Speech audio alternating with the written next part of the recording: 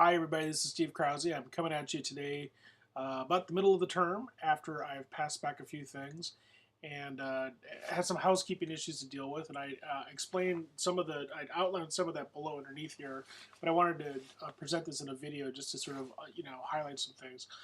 First off, I've passed back the anonymous peer assessment for the Invent Your Own Technology project, and it's on EMU Online in the gradebook function. Now, how EMU Online works for you is a little bit different than it works for me. So, I would suggest that what you do. I'm sorry. I would suggest that what you do is to look in the outbox or the inbox that you have on EMU Online or in the gradebook function. You should find two PDFs. One that's my teacher assessment, and that includes an average of what your peers assessed, your my 25 points that I assess, and the portion of the grade based on the review of the reviewers and any other kinds of adjustments, plus my comments. And then there's also a PDF that summarizes the assessment from your peers. And that should be the grade right there. If you have any questions about how to get to this or what the grade is or whatever, it's all right there. It's all based on points, X number of points out of 150. Now, this has been an experiment for me, and it's been interesting.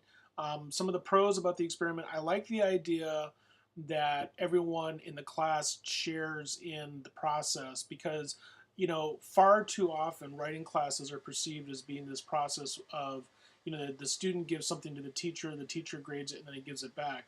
And that's not the way writing works. Writing really is supposed to work towards reaching to a variety of different readers and audiences and things like that. So that's one of the reasons why I like this. I also like the fact that everyone's getting a lot of different perspectives and feedback because it's not just me. And instead of just getting a paragraph of comments from me, between the assessment or between the peer review and the assessment, people are getting back paragraphs and paragraphs of text.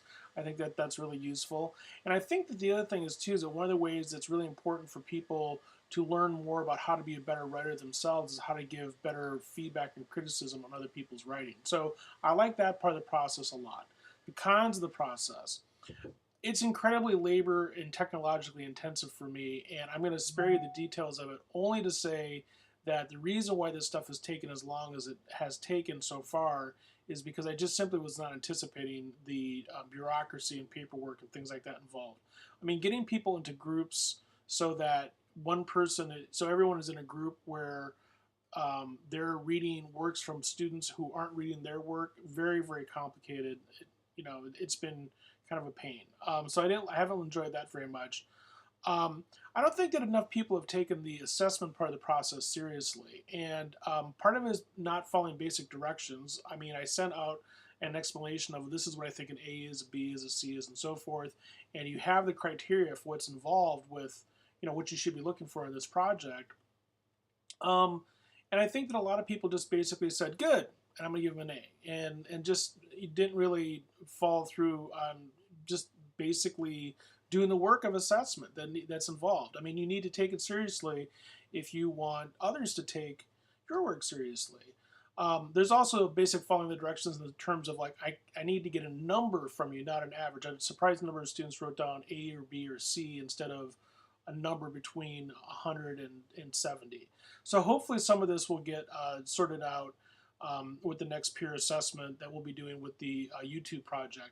I do think that I'm not going to do it this term. I do think that if I were to do this again, I would probably have a portion of the grade that's assessing the assessment, because essentially, if someone writes two or three sentences in the peer assessment and then just gives somebody an A or some sort of grade like that, they're not really doing their work, and I think that they maybe should have to pay some sort of penalty for that. And the other thing I want to point out, and always remember, never forget, is that all these things are revisable too. I mean, you're going to have a chance to revise this potentially with the style project that's coming up, but you also have a potential to revise this before the end of the term if you're not happy with the grade that you got. So we can talk more about that as we go along.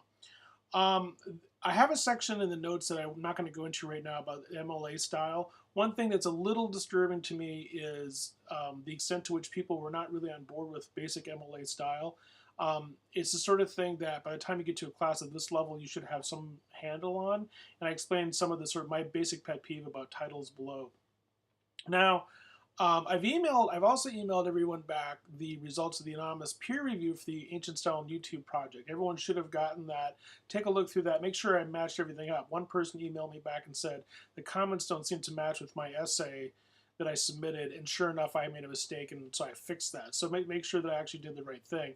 Um, Once you read through the peer assessment of your colleagues that your pilot colleagues gave you, follow the link that I sent you to do the review of reviewers. Very similar kind of process. I think I made the survey a little bit more clear in the sense that it's one big survey and you're going to go to several different places in it, depending on which reviewer you're reviewing.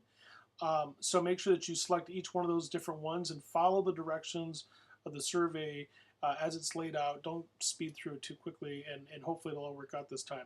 Now, I know it's a little bit tight in terms of the schedule, but I want to stick to it, which means that the final version of the Ancient Stone YouTube project is due by midnight on Monday, and then we will begin peer assessment on this no later than the end of the day on Wednesday, and it'll be due by Saturday. I know that that's kind of a little bit more squished together next week, especially with some other stuff that we have going on, but I think it's important to try to like wrap this up before break so that number one, we can move on to other projects that we have to do the term, but also so that if you want to go back and revise this, we have time that we can do that.